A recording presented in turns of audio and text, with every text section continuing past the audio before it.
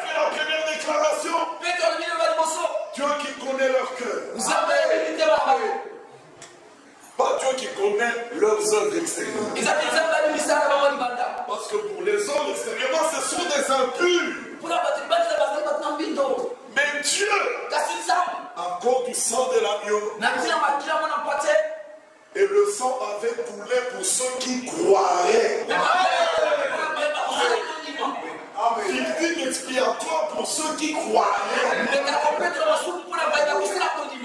Et Jésus regarde. Il dit, Père, je ne prie pas seulement pour ceux-ci, mais je prie pour tous ceux en loin. Moi par leur parole. Pierre, des hommes viendront te chercher, va avec eux. Dieu qui connaît leur cœur. Leur cœur était préparé à écouter la parole. Pierre a commencé simplement à dire, cet homme Jésus, vous avez su comment il a délivré les malades, guéri les malades, comment il a été mis à mort, il est ressuscité. Nous sommes témoins de la résurrection. Alors il continue. Tous les prophètes rendent de lui le témoignage. Et ce témoignage est valable maintenant. Que quiconque croit en lui et reçoit par son nom le pardon des péchés. Dites Amen. Quand on dit pardon, vous semblez ne pas comprendre. Les hommes apprécient facilement les richesses terrestres. Il m'a guéri, alléluia. Oui, il m'a donné ceci, alléluia. J'avais opéré, mais il m'a guéri. Alléluia. Mes frères, le pardon des péchés. Amen. Ça. Voilà. On lui amène un paralytique sur la rue. Seigneur, guéris-le. Le Seigneur regarde. J'ai déjà guéri, je vais marcher le paralytique. Ici, il faut quelque chose de plus grand. Amen. Ils m'ont déjà connu comme guérisseur. Les gens leur avaient déjà dit, voici l'agneau de Dieu qui offre le péché. Ça, ils avaient oublié. Alors Jésus le regarde. Oh, tes péchés te sont pardonnés. Amen. Ah non, mais qui est cet homme qui se donne le droit de pardonner? Il n'y a que Dieu qui peut pardonner. Alors Jésus dit, mais qu'est-ce qui est plus facile de dire à cet homme? Lève-toi quand on y marche. Ou bien tes péchés te sont pardonnés. Pour les hommes, c'est difficile de dire, lève-toi quand on y marche. Mais pour Dieu, c'était la chose la plus facile. Il y a des choses qu'il faut en claquant les doigts. La mer rouge, il n'a même pas eu à parler, seulement regarder la mer avec colère, la mer a fui. Multiplier la nourriture, mais il le faisait depuis l'Ancien Testament. Mais là, pardonner les péchés, ça pour Dieu c'était la chose la plus difficile. Trouver un sacrifice innocent qui puisse mourir à la place des coupables. Ça c'était la chose la plus difficile. Alors Jean a regardé parce qu'on a dit, mais qui est digne de prendre le livre? C'était le livre de la rédemption. Où tout le plan de la rédemption était décrit. Amen. Et puis, les noms des humains concernés dans le plan de la rédemption étaient déjà écrits. Amen. Donc mon nom. Déjà écrit. C'est difficile à accepter. Mais déjà écrit. On va pas qu'il venu dire les démons nous sont soumis à ton nom. Il ne vous disait pas de ce que les démons vous sont soumis. Je vous ai donné le pouvoir de chasser les démons. C'est bien. Judas aussi l'a eu. Mais, amen. Réjouissez-vous plutôt. C'est que vos noms.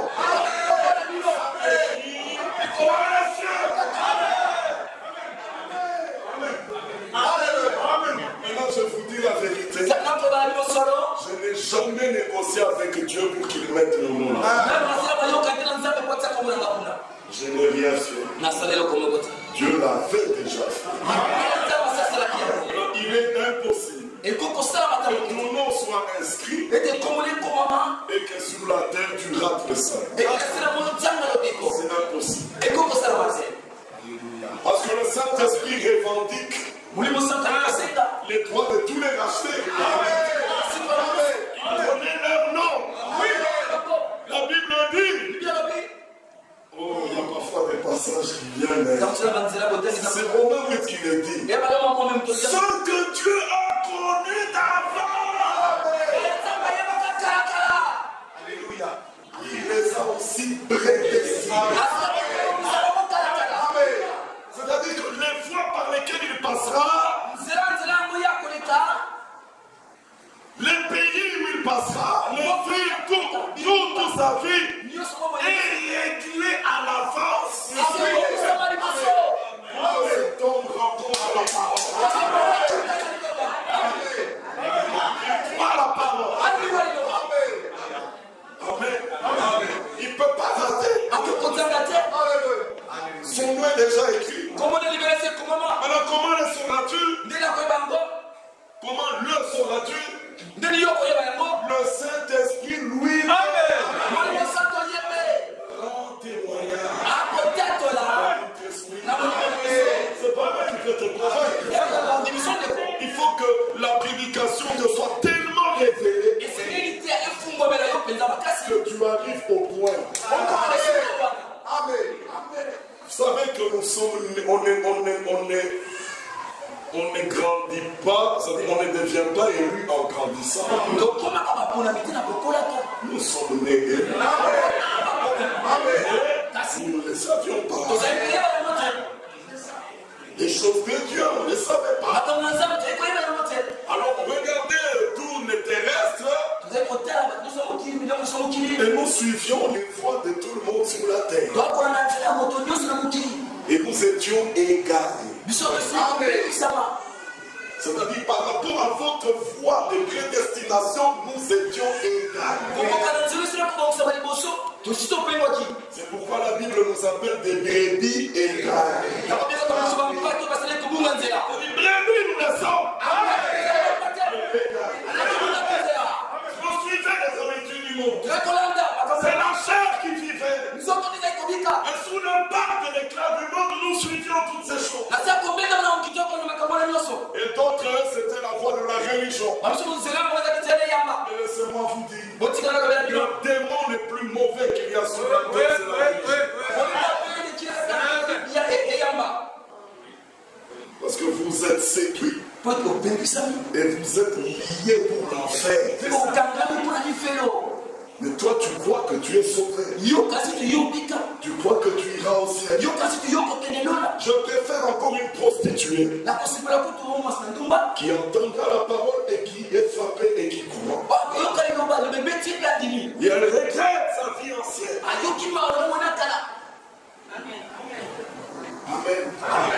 Comme cette femme adultère. Parce qu'encore adultère, c'est plus grave encore que la prostitution.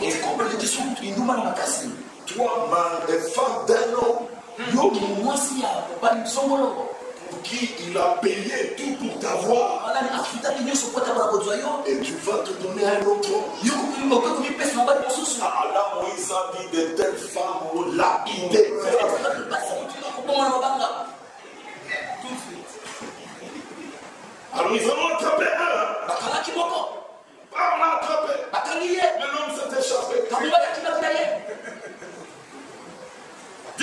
Moïse a dit, il faut la lapider. Mais Christ est la fin de la loi. Pour la justification de ceux qui croient. Amen. Amen. C'est-à-dire que la loi ne pouvait justifier personne. Elle vous montre que vous avez péché. Vous êtes coupable. Celui qui croyait plaire à Dieu, il se rend à l'évidence qu'il est coupable. Candidat pour l'enfer. Lié pour l'enfer. Mais là où la loi ne pouvait pas nous justifier, Christ est venu. Amen. Amen. Alors la Bible dit que la loi elle-même était comme un conducteur pour nous conduire à Christ. Amen. Conduire à Christ. Parce que ce que demandait la loi ne pouvait pas nous donner une vie. La loi ne donne pas la vie. Mais elle savait elle-même la loi parce qu'elle est prophète. Mais oui, la loi est la loi et les prophètes ont prophétisé jusqu'à chez nous. La loi savait que ce que vous voulez avoir là, moi je ne peux pas vous donner, mais il y en a un qui vient. Jésus-Christ. Amen. C'est par lui que la vie devait venir. La promesse était donnée depuis le début. Parce qu'Abraham a marché sur la base de la promesse. Mais en attendant que l'homme qui donne la vie vienne, Dieu a d'abord donné la loi. Jusqu'à ce que l'homme vienne. Quand l'homme est venu, la loi qui avait déjà pris les pierres pour lapider cette femme. Dis mais Jésus quand même est déjà là. Bon, gardez vos pierres, mais nous allons l'amener vers Jésus. Vous avez vu par Jésus. Maître, cette femme flagrant d'adultère. Moïse a dit il faut la lapider. Et toi, que dis-tu? Jésus n'a pas ouvert les commandements pour commencer à réciter tout. Non, ne prêche pas, ne vole pas.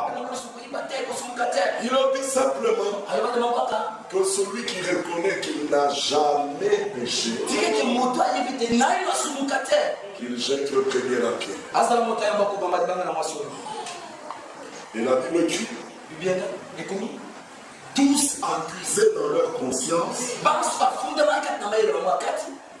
ils jetèrent les pierres. La mort qui tuerait sa force de la loi se retrouve sans force. Parce que la même pierre peut tuer, mais il faut qu'on lui donne de l'énergie. Sans énergie, elle est sans force. Amen. Alors, chacun accusait, jetait la pierre et il partait un à un. Et comme l'Écriture dit, tes ennemis viendront par un chemin, mais ils finiront par sept chemins. Chacun avait pris sa foi. Il fallait éviter de se retrouver à deux sur le même chemin. Sinon, ça se fait toi aussi. Qu'est-ce que tu dis? Non, comptez sur vous. Cheveux blancs. Mais quand tu es parti, moi, tu m'as découragé. Si je me suis dit, mais si lui paraît moi. Tous sont partis. Et la femme est restée seule. Avec les pieds sans force. Plus moyen d'abattre. Pourquoi? Oh frère, devant la peine de la mort, Il fallait qu'un seul meure à la place des autres. Pilate n'avait pas compris cela. Il dit, mais vous avez accusé cet homme. Moi, je ne trouve aucun crime en lui. Il n'est pas digne de mort. Pour moi, je vais l'aider. Mais le plan montrait qu'il était mort. Alors, vous voyez la religion. Et cet homme est bon. J'en connais un qui est mauvais. Barabbas. Qu'on le fasse sortir de la prison. Quand je le présenterai devant le peuple, tout le monde se souviendra des méfaits qu'il a commis à la société. Et ils diront certainement que Barabbas soit condamné. Mais il oubliait que Jésus était l'agneau du sacrifice. Alors il présente les deux. C'est un innocent. Et moi c'est un mauvais. Lequel voulez-vous que je relâche? Oh, Pilate s'attendait à dire relâche Jésus. Il entend relâche Barabbas. Quoi? Répétez. Relâche Barabbas. Il est obligé de relâcher Barabbas. Il dit, mais j'ai commis une erreur. Je n'ai pas en prison. Il est condamné encore. Mais à cause de Jésus, il est libéré. Frère, y a-t-il un Barabbas aujourd'hui? On te met à côté de Jésus. Tu es libéré. Lui qui n'a pas péché, il est innocent. Il y a eu changement de rôle. Dieu l'a fait devenir péché. Afin que nous devenions lui la justice de Dieu. Il a pris ma place pour que je prenne sa place. Et pour que je prenne bien sa place, il fallait que la vie revienne. La vie vienne. Amen. Alors frère, la femme est restée seule. Et Jésus dit, où sont ceux qui te condamnaient? Celui qui a obtenu miséricorde ne condamnera pas. Il est prêt aussi à faire miséricorde. La femme regarde, il n'y avait plus personne. Jésus dit, moi aussi je te condamne pas. Va et ne pêche plus. Quel amour. Alléluia. Qui va toucher le cœur. Mais si cette femme commence à dire, oh là là, j'ai failli mourir par les pierres aujourd'hui. Heureusement que Jésus m'a sauvé. Je peux aller continuer à pécher. Elle n'a rien compris. Frère, l'amour de Dieu est puissant. Et c'est quelque chose que nous ne pouvons pas faire pénétrer en vous. Notre seule limite, c'est de vous prêcher la parole. Mais celui qui révèle, c'est Dieu. Alors, l'Esprit lui-même, mon témoignage, votre esprit. Alors, tu apprends à savoir ce que Dieu a fait de toi. Tu étais coupable. Mais maintenant, pardonné. Amen. La plus grande richesse, le pardon de nos péchés. Accordé. Qui croit que ces péchés ont été pardonnés? Maintenant, regardez. Dieu pardonne les péchés. Ça, c'est une chose. Dieu a donné Jésus-Christ comme victime expiatoire. C'est-à-dire que le châtiment qui nous donne la paix est tombé sur Jésus. Donc la mort qui attend tous les hommes, moi, elle ne m'atteindra pas. Pourquoi? Parce que je prie beaucoup, parce que j'ai jeûné, non, mais parce que Jésus a pris ma place. Moi, je l'ai accepté. Je ne mourrai plus. Je vais pardonner. Pour Dieu, ça commence là. C'est lui qui croit. Celui qui croit a la vie éternelle. Amen. La vie éternelle. Il n'aura pas la vie éternelle. Il a la vie éternelle parce que Dieu la lui a accordée. Mais si tu as la vie éternelle, ça veut dire que tu ne mourras plus. L'enfer n'est plus pour toi. Maintenant, frère, est-il possible que Dieu donne la vie éternelle à quelqu'un alors que dans son avenir, il y a encore une petite possibilité pour qu'il se perde? Qu'il aille en enfer? Alors Dieu ne sait pas ce qu'il fait. Il a donné la vie éternelle par la foi. C'est-à-dire, par cette vie, tu es lié à ce destin éternel.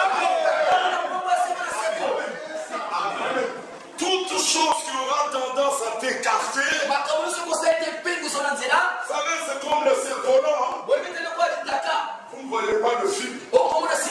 Mais le cerf-volant est dans les airs. Et puis vous voyez un jeune homme qui tient un fil. Quand le vent souffle, le cerf-volant va dans un sens. Il va se perdre.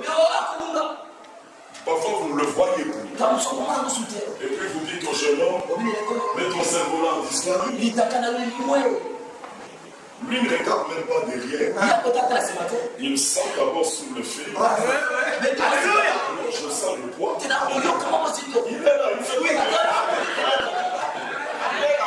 Regarde derrière, regarde au fond, on ne voit plus. Non, je le sens, il est là.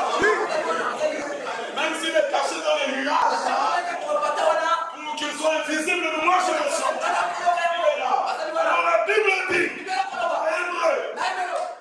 nous dont le seul refuge a été de saisir l'espérance qui nous était proposée. Tout le monde va mourir. Mais moi, je vais celui qui veut s'échapper de la mort, je vous propose gratuitement la vie éternelle. Dont le seul refuge a été de saisir.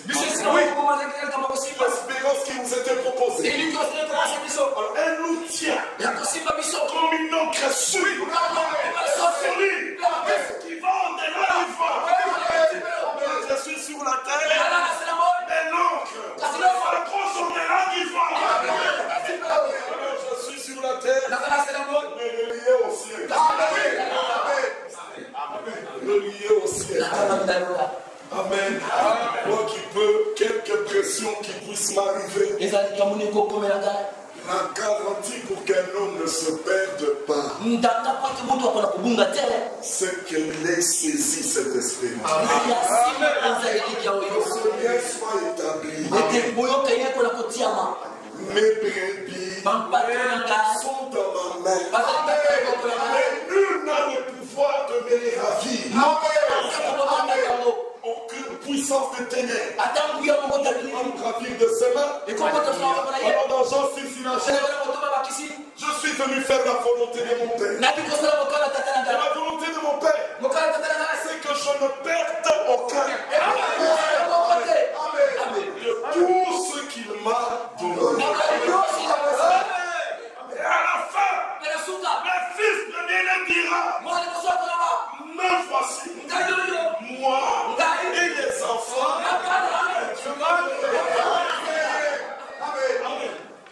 Ça ne se négocie pas aujourd'hui. Ce sont des choses déjà fixées. Les noms déjà écrits. Mais dans la prédication, c'est que c'est l'esprit qui recherche. Ceux qui sont concernés dans le plan. Alors Paul dit, vous avez su qu'elle était autrefois ma conduite. Moi j'étais mauvais. Là ce matin, violent.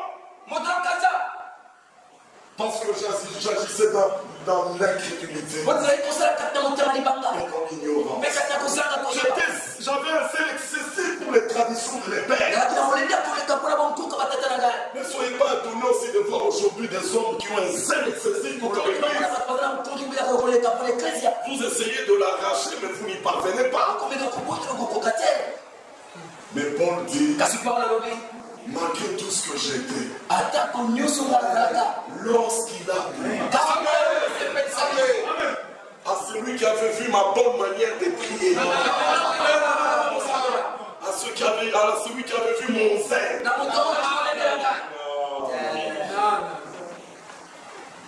lisons Thessaloniciens.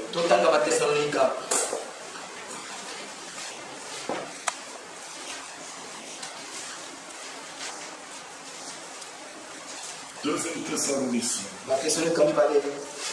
Chapitre 1. Dis ceci.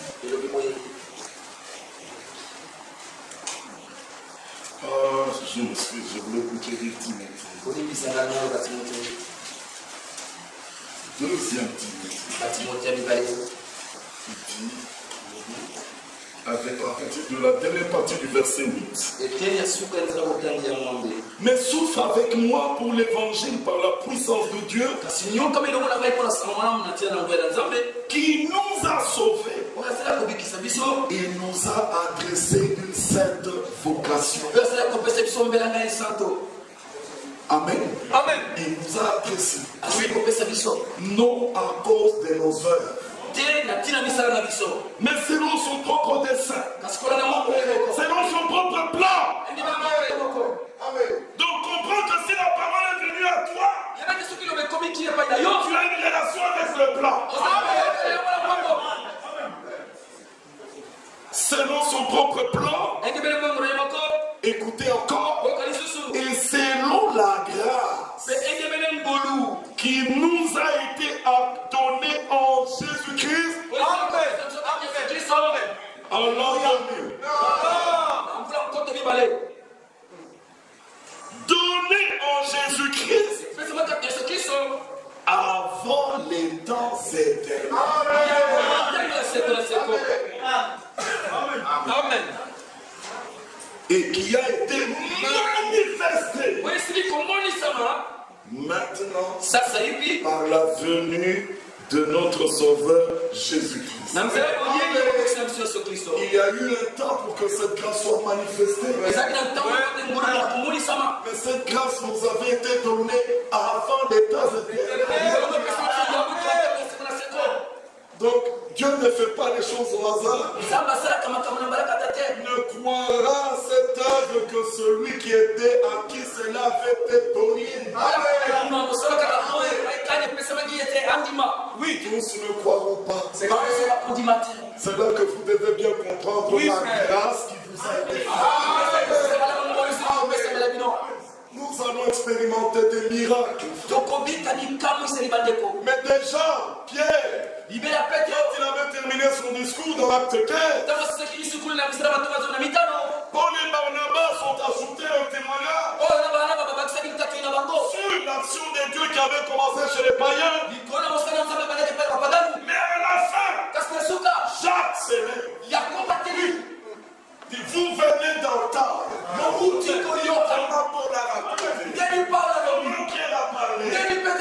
avec cela, comme c'est dans un plan, avec cela s'accorde les paroles des prophètes. C'est l'autre qui est écrit. Mais quand il cite l'écriture, il montre qu'après que les nations aient reçu le nom de Jésus, pour l'invoquer en tout lieu, ensuite, je relèverai de sa chute la tente de David. Il reviendra encore à Israël. Mais les nations devaient d'abord invoquer son nom. Alors Jacques termine avec cette écriture. Ainsi dit le Seigneur, qui fait ces choses et à qui elles sont connues de tout déterminé.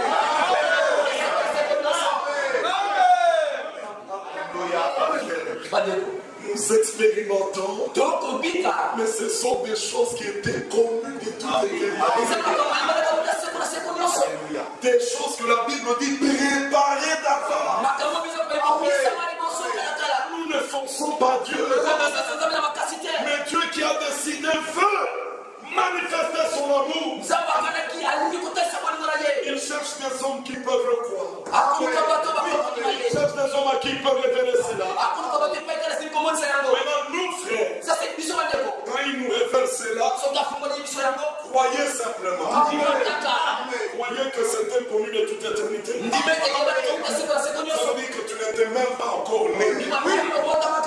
Mais sur ce que tu allais vivre aujourd'hui, les problèmes que tu allais connaître aujourd'hui, tu avais déjà résolu.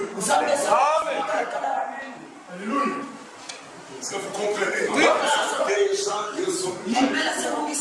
Et Paul dit dans Corinthiens chapitre 2, l'homme ne comprend les choses de l'homme que par l'esprit de l'homme qui est en lui. Maintenant, nous avons reçu l'esprit de Dieu, qui connaît même les profondeurs de Dieu, pour nous faire connaître les choses que Dieu nous a données par sa grâce. C'est déjà donné. La manière de marcher d'un homme qui croit qu'il doit chercher la chose. Je dois prier d'une certaine manière pour que Dieu me les donne. Sera différent de l'attitude de celui qui sait que Dieu lui a déjà donné. Il n'a pas attendu que je prie. Il y a longtemps, il s'agenouille qui commence à crier, Seigneur, délivre-moi du vieillard. Dieu lui dit, te délivrer de quoi? Du vieillard. Je l'ai fait il y a 2000 ans. Je n'ai plus à faire. Toi, tout ne te regarde. Moi, c'est ce qui est dit. Heureux ceux qui a cru, car les choses qui ont été dites par la part du Seigneur, on leur a fait. Vous voulez croire pour moi? Croyez et vivez l'accomplissement. Même si c'est difficile à croire.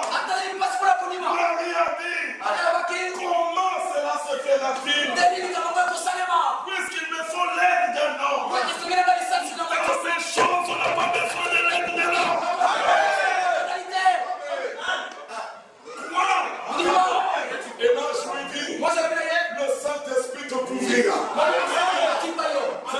C'est tout. Quand elle a compris par révélation, elle n'a plus hésité. Elle dit qu'il me soit fait selon ta parole. Alors là, frère, toute écriture inspirée de Dieu est utile pour nous convaincre, pour nous corriger, pour nous instruire, tout, afin que l'homme de Dieu soit compris. Alors là, chaque écriture que nous prenons, c'est difficile. Nous disons, Seigneur, qu'il me soit fait. Comme tu le veux là, par moi-même, c'était pas possible. Mais tu l'as déjà accompli. Qu'il me soit fait. Et le miracle entre en action. Il n'y a pas de cérémonie. Crois seulement. Quand tu crois, relève ta tête. L'identité que Dieu t'a donnée, accepte-la pour ça.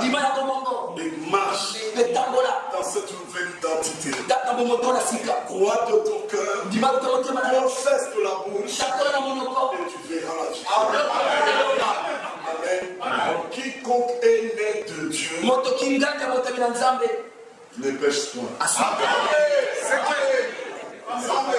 Il ne peut pas douter de la parole. Il ne peut pas douter. Il croit. Alors les commandements de Dieu ne sont pas pénibles. Car quiconque est né de Dieu triomphe du monde. Amen. Regardez comment le monde est fort aujourd'hui. Tout ce que le monde nous offre dans notre chemin, dans notre pèlerinage. Le mal est appelé bien. La séduction du péché devient un plaisir. La chair ne peut résister à ses influences. L'âge que nous vivons est le plus mauvais. Il y a le premier âge. Il y a le dernier âge. Mais au premier âge, il n'y avait pas de télévision. Vous voyez la télévision au premier âge, où on vous filme le péché quelque part dans un endroit caché. Caché pour que même l'État ne le trouve pas. Et puis on vient vous l'exposer à la télévision. Il y a des malades et des fous qui parlent sur des plateaux. Et la télévision vous expose tout ça. Et la mort. Les chevelus, toutes ces choses-là. Si vous ne les saviez pas, on vous filme cela en Asie, je ne sais pas, on vient vous le montrer à la télévision. Alors on dit, ah mais c'est beau, ah Simon, si je pouvais, est-ce qu'il y a de mal en cela? Et puis la distraction, mais quel niveau de distraction dans cet âge? Mais tout ça dans le premier, il y en avait. La facilité de commettre le péché. L'homme aimant le plaisir plus que Dieu. Insensible. Les hôtels existent. Il y a même des pays où la prostitution est légalisée. Tu as juste un peu d'argent avec les jobs qu'on a ici. On n'a pas d'argent suffisamment. Je veux faire, je veux m'habiller, je veux porter. C'est ça l'âge d'aujourd'hui. Mais quand le Seigneur faisait planifier les choses, il regarde l'âge mauvais de l'Odyssée. Il dit ici il faut des héros de la vie. Amen. Amen. Je ne veux pas mettre Paul ici. Paul, il connaît des choses, mais là, premier âge. Oh Jacques. Oh Pierre, tous ces gens, les croyants de la première âge, pour lesquels un grand témoignage a été rendu. Premier âge. Quand il regarde le dernier, s'il faut des héros, il dit, je mets Georges. Alléluia.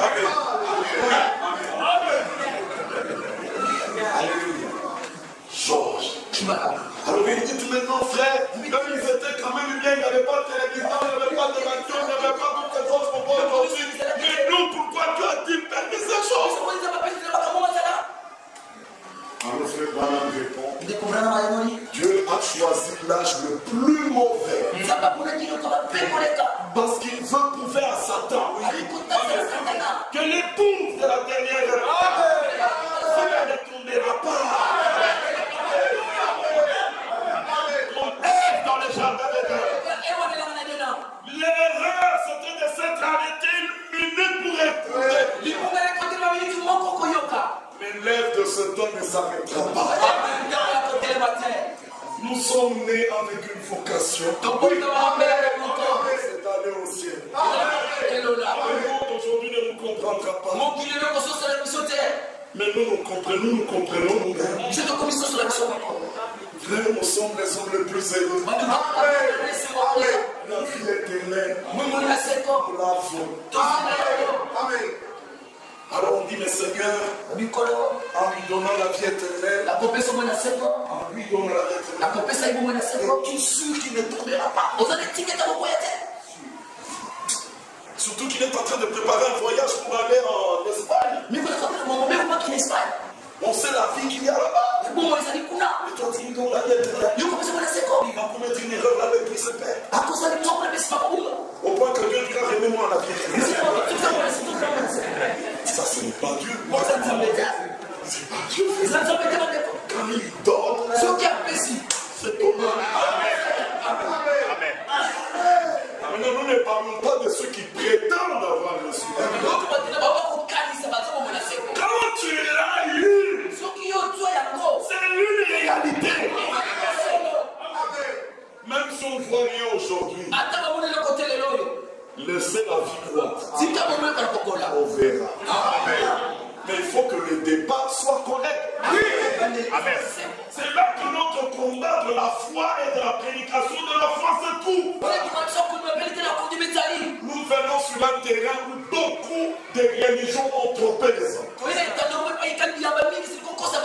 On appelle nouvelle naissance ce qui n'en est même pas. On appelle la nouveauté des vies ce qui n'en est même pas. Comment quelqu'un peut-il croire, que peut-il avoir la vie et rejeter la parole? Ah non. Ça, c'est impossible. Tu peux dire que tu ne fumes pas, tu ne bois pas, tu ne fais pas adultère, tu ne fais pas ceci. Mais Jésus le regarde dans Jean 8. Il dit, vous mourrez dans vos péchés. Si vous ne croyez pas ce que je suis. Les hommes n'iront pas en enfer parce qu'ils ont bu, parce qu'ils ont volé. Lisons-le. Jean chapitre 3. Ils iront en enfer pour n'avoir pas cru en Jésus. Jean chapitre 3, verset 14. Et comme Moïse éleva le serpent dans le désert, il faut de même que le Fils de l'homme soit élevé, afin que quiconque croit en lui ait la vie éternelle. Car Dieu a tant aimé le monde qu'il a donné son Fils unique, afin que quiconque, sans exception, moi en lui ne périsse point, mais qu'il ait la vie éternelle. Dieu en effet n'a pas envoyé son Fils dans le monde pour qu'il juge le monde, mais pour que le monde soit sauvé par lui. C'est lui qui croit en lui n'est point jugé, mais c'est lui qui ne croit pas est déjà jugé. Pourquoi est-il déjà jugé? Parce qu'il ne croit pas. Il n'a pas cru au nom du Fils unique de Dieu. Et ce jugement, c'est que la lumière étant venue dans le monde, les hommes ont préféré les ténèbres à la lumière parce que leurs œuvres étaient mauvaises. Amen. Amen. Il est déjà jugé. Si tu ne crois pas, malgré la religion, tu es déjà jugé. Quand vous lisez dans 2 Pierre chapitre 2, dans Jude chapitre. Bon, lisons quand même.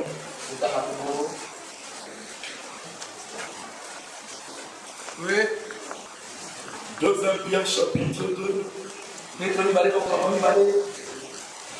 Verset 3. Par cupidité, ils vous exploiteront au moyen des paroles trompeuses. Eux que menace depuis longtemps la condamnation et dont la ruine ne sommeille point. Oui.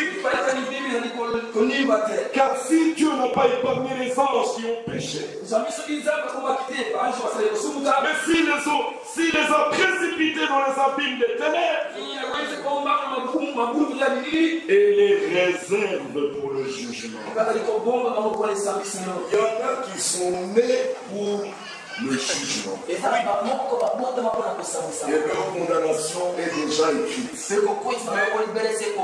Jude encore dit la même chose. Et c'est là que vous verrez la différence qu'il y a entre nous et les méchants. Chapitre verset 3. Bien-aimés, alors que je désirais vivement vous écrire au sujet de notre salut commun, je me suis senti obligé de vous envoyer cette lettre pour vous exhorter à combattre pour la foi qui a été transmise au sein de foi. Transmise au sein une fois pour toutes. Car il s'écrit, c'est parmi vous certains hommes dont la condamnation est écrite depuis longtemps. Des impies qui changent la grâce de notre Dieu en dérèglement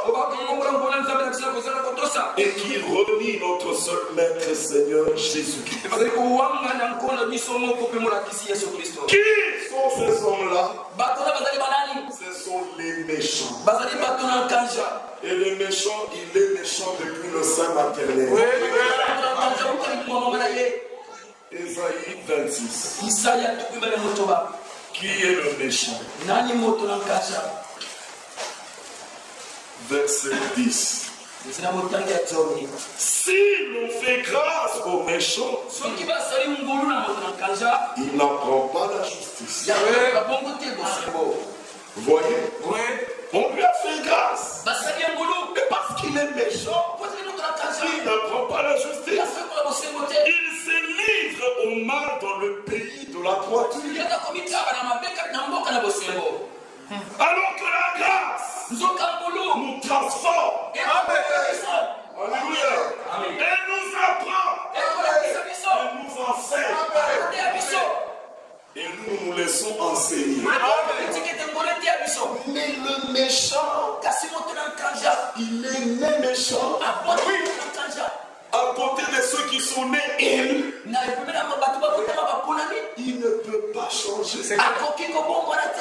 La Bible dit il n'a point égard à la majesté de Dieu. Alors mes frères, nous ne sommes pas des méchants. Mais nous lisons, nous croyons comme Paul le dit dans 2 Corinthiens.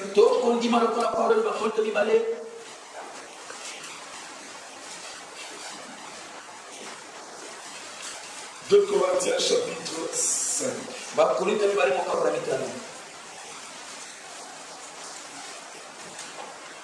Verset 20.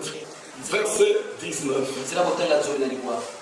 Bon, excusez-moi. Commençons carrément à partir du verset 17.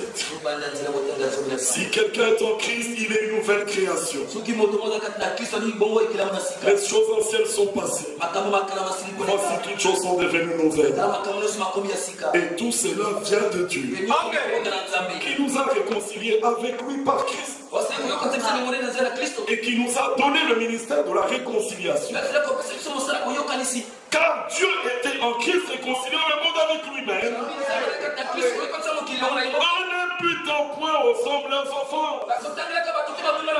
Il a mis en nous la parole de la réconciliation.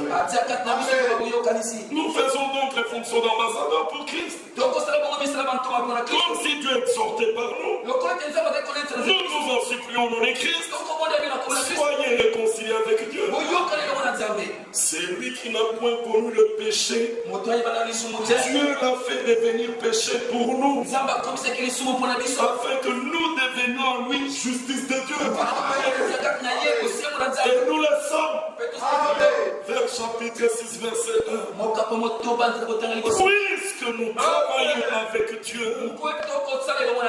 nous vous exhortons à ne pas recevoir la grâce de Dieu en vain. Car il est dit, au temps favorable je t'ai exaucé, au jour du salut je t'ai secouru. Voici maintenant le temps favorable. Voici maintenant le jour du salut. Amen. Pour être secouru, Mais vous demandez, vous ne recevez pas parce que vous demandez mal. Dis Jacques. Parce que vous demandez de manière à satisfaire vos convoitises. Mais quand vous vous retrouvez devant le trône de la grâce, avec toutes ces faveurs qui nous ont été données gratuitement par Golgotha, regardez cette table. Garni des choses, des bénédictions spirituelles. Et vous et moi, nous sommes bénis de toutes bénédictions spirituelles dans les deux Seigneur. La table est remplie de paix, de joie, de guérison, de la purification, de la sanctification, de l'esprit. Tout cela ensemble. Mais quand toi tu viens devant la table, le Seigneur peut même te dire, demande tout ce que tu veux, je te le donne. Et tu commences à dire, Seigneur, donne-moi l'argent. Devant le trône de la grâce, tu vas demander l'argent. Ça n'existe pas bien sous le trône de la grâce. Oh Seigneur, donne-moi du travail. Devant le trône de la grâce. Alors à Salomon, il te donne tout ce que tu veux. Salomon dit, il me faut beaucoup de sagesse pour conduire ce peuple nombreux. Donne-moi la sagesse.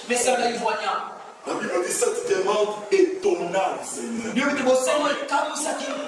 me demandes pas la mort de tes ennemis. Tu ne me demandes pas les richesses. Mais tu me demandes la sagesse.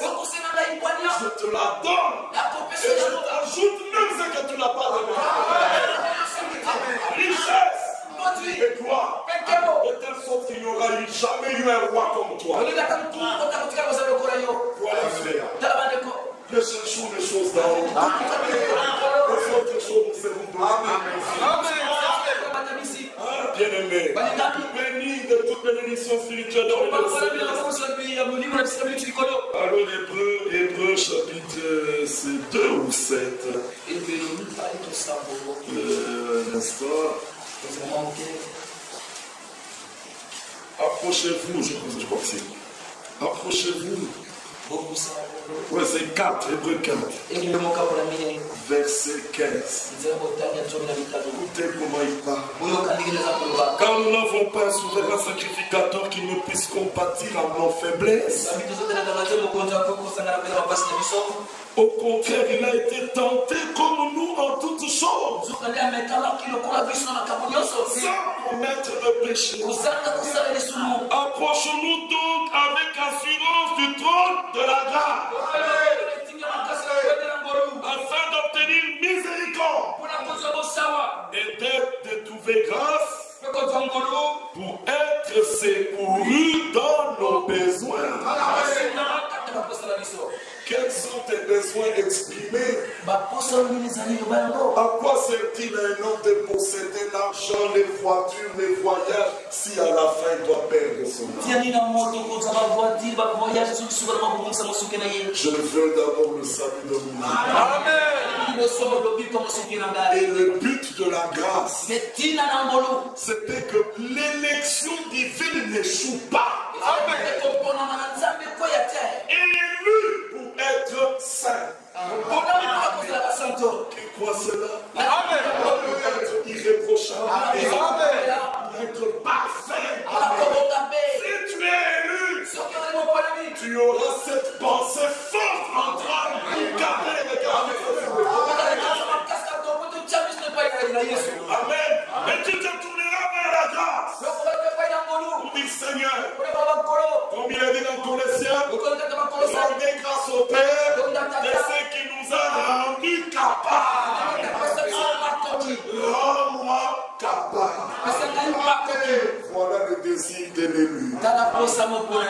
La sanctification est une expérience réservée aux élus. Est-ce que vous comprenez? Les autres vont rechercher avec des méthodes A, méthodes B, Et tu te rendras compte qu'il se fatigue. Mais qu'il ne te trompe pas. Il te dit, tu vois, la sanctification, c'est difficile. Non, c'est difficile parce que ce n'était pas réservé pour vous. Non. Nous, c'est Dieu. Père sanctifié.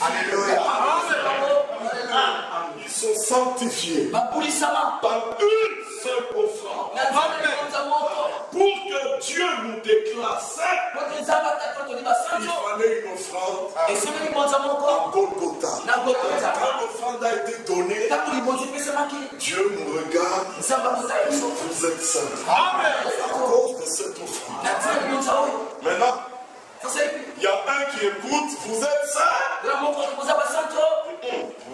Moi, je suis pas saint. Il refuse lui-même. Mais parce qu'il n'était pas prédestiné à la chose. Mais lui, quand il écoute, il est saint. Il dit Amen. Je suis saint. Maintenant, les hommes viennent me demander, où est la preuve que tu es saint?